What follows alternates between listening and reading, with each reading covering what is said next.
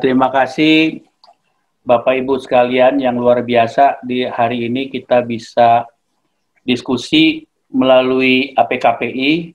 Terima kasih ya Pak Ade, Pak Al, Bapak Ibu sekalian dari pengurus APKPI, diberikan kesempatan saya untuk bisa sharing. Tapi sebetulnya ini Bapak Ibu yang hadir ini banyak Bapak Ibu yang hebat-hebat yang tentunya bisa memberikan juga masukan bagi kami. Saya mencoba membahas keselamatan pertambangan di Harita Nikel dan peningkatan produktivitas usaha pertambangan. Jadi kalau kami ini dari mineral, ya dari mineral khususnya adalah mineral untuk nikel. Baik, lokasi kami ada di Indonesia Timur. Ya, Indonesia Timur, tepatnya itu di Pulau Obi. Kalau dari Jakarta cukup jauh, hitungannya sehari perjalanan lah. Ya kan, berangkat malam sampai di lokasi besok siangnya gitu kan. Karena cukup panjang perjalanan ke Pulau Obi yang ada di selatan dari Kabupaten Halmahera Selatan, Provinsi Maluku Utara. Saya akan bahas di sini lokasi dari Pulau Obi. Kalau lokasi kami ini ada di pantai barat, Pak. Dari Pulau Obi di pantai barat, dan di sini ada beberapa kegiatan di bawah grup dari Harita Nikel. Nah ini saya ingin sampaikan bagaimana kenapa saya sampaikan di sini di Harita Nikel ya. Karena ini adalah kombinasi kegiatan tambang dan smelter. Jadi di lokasi daerah tersebut ada 2 IUP untuk tambang, ya, yang mensuplai biji nikel itu ke ada dua di sini, yang satu sudah operasi, ya PT Mega Surya Pertiwi smelter untuk produksi ferronikel. Ya, dengan teknologi pirometalurginya RKF. Kemudian satu lagi ini sedang dalam tahap konstruksi, yaitu PT Halmahera Persada Legend, di mana Halmahera Persada Legend ini adalah membangun teknologi hidrometalurgi, ya, dengan menggunakan high precipitate acid leach. Dan ini memanfaatkan biji utamanya adalah biji limonit, yang kalau sebelumnya itu bagian dari OB.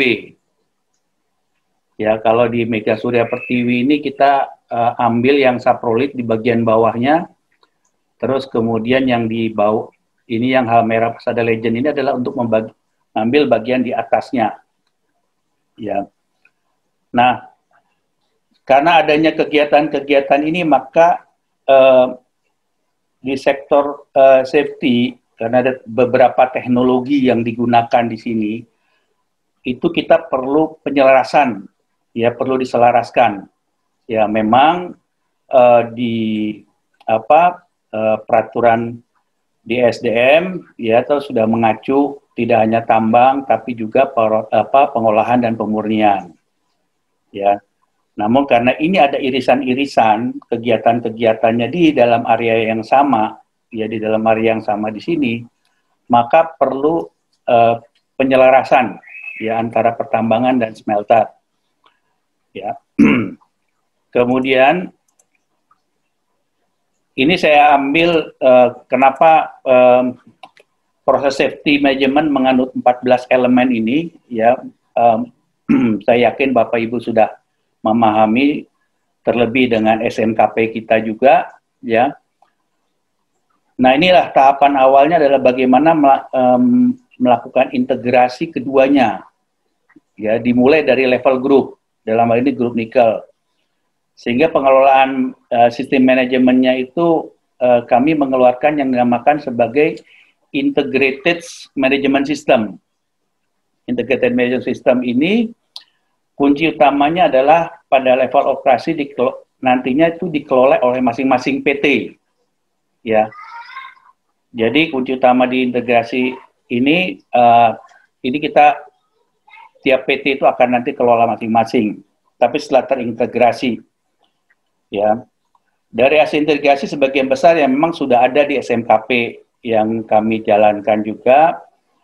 Kemudian beberapa tool pelaksanaan ya seperti PSSR ya, Pre-Start Safety Review, itu perlu sedikit lebih spesifik lah ya kan untuk kegiatan proses safety ya, sehingga pengendaliannya akan lebih efektif ya apabila dilakukan berdasarkan risiko yang ada untuk menentukan program atau bentuk yang tepat di dalam pengendaliannya.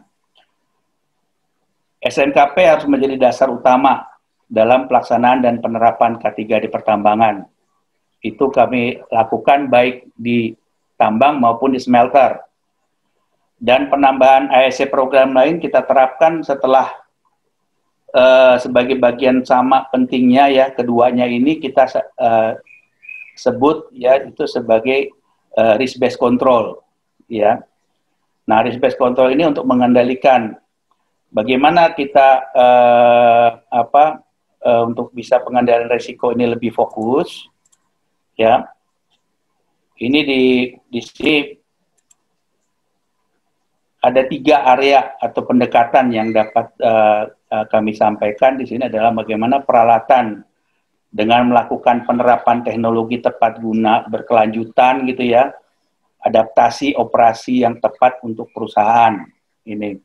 Terus kemudian tentunya pekerja, proses seleksi di dalam rekrutmen ya ini jadi utama kompetensinya, terus kemudian peningkatan melalui training, pelatihan ya, observasi, evaluasi kinerjanya gitu ya, terus pengukuran akuntabilitas baik secara individu ya ataupun di dalam grup atau teamwork.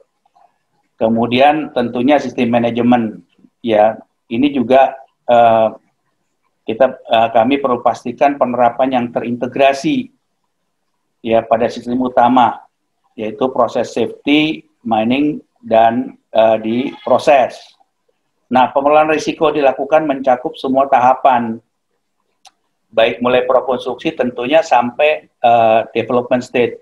Jadi di tambang itu sudah mulai operasi di awal, ya kan? Terus kemudian di dalam perjalanannya kami bangun smelter. Jadi ada proses construction state. Jadi di situ ada proses operation, ada proses construction. Kemudian smelter beroperasi, ada lagi pembangunan proses construction state. Nah ini ada overlapping di dalam setiap stage.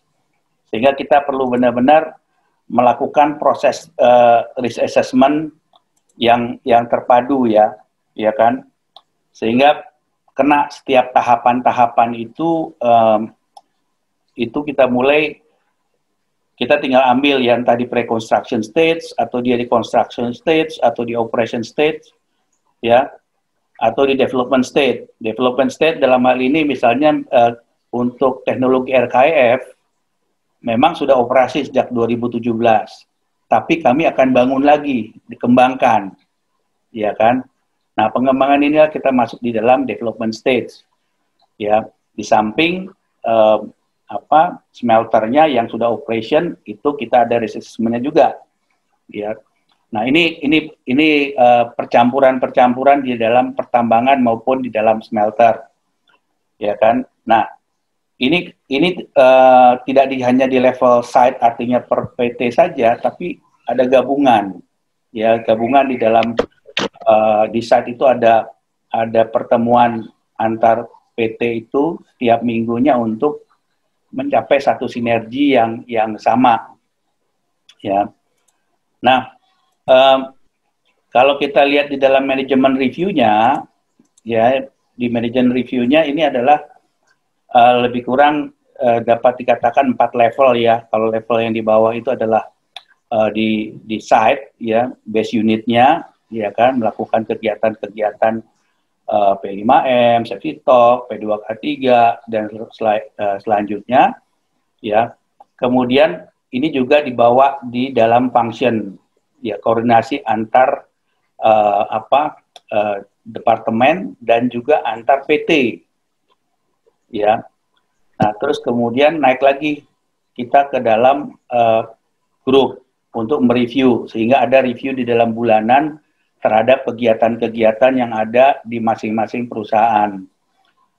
Jadi fokus dalam pengendalian risiko merupakan pendekatan yang tepat kalau kami lihat ya, supaya best practice di lapangan itu sesuai dengan ketentuan perundangan yang berlaku ya.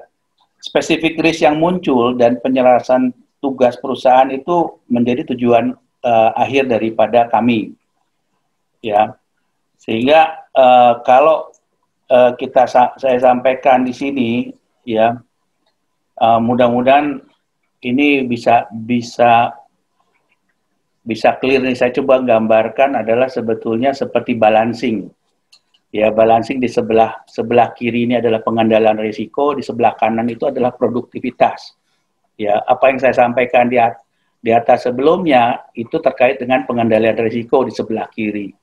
Ya kan? Nah, ini harus terintegrasi. Ya kan, ada lagging indikator yang kita harus lakukan. Bagaimana penurunan biaya perbaikan, ya kan, yang otomatis kalau kita turunkan persen dengan penurunan tingkat kerusakan atau kecelakaan, maka ini bisa memperbaiki ya tentunya biaya. Terkadang kita menghitung, saya juga dulu begitu ya. Menghitung itu adalah tingkat kerugiannya itu adalah bagaimana kalau dump truck rusaknya berapa biayanya ya, itu yang dimasukkan gitu kan. Padahal kan ada yang lebih besar dari itu dengan tidak beroperasinya alat ya kan, itu kan ada berhentinya pekerjaan, berkurangnya produksi kan. Nah ini Pak Tony 3 menit lagi Pak Tony. Nah, ini yang menjadi bagaimana kita menyatukan Ini yang biasanya kalau di reviewnya di kami itu adalah melihat kalau kita bisa tekankan, kita naikkan produksi. Nah, sedikit contoh terkait dengan sekarang masalah pandemi. Bagaimana kita dengan pandemi COVID-19 ini kita tetap bisa produksi, ya. Tentunya tenaga kerjanya kita batasi, ya kan, jam kerjanya kita batasi, ya kan, tapi kita tetap produksi optimum. Nah, penyatuan inilah kami bentuk namanya adalah Harita Contingency Team. Dengan HCT ini kita bisa menyatukan tidak hanya perusahaan di dalam yang tadi saya sebutkan, tapi juga dengan kontraktor. Nah, ini gambaran yang kami lakukan, ya. Kalau ada nanti di dalam diskusi masukan dan bagi kami saran dari Bapak Ibu, ya sangat terima kasih sekali saya ya untuk kami bisa mengembangkan. Demikian Pak Ade, mudah-mudahan waktu tidak lewat ya Pak Ade. Alhamdulillah nih on time memang ya. Bagian daripada productivity ini. Coba Pak Budi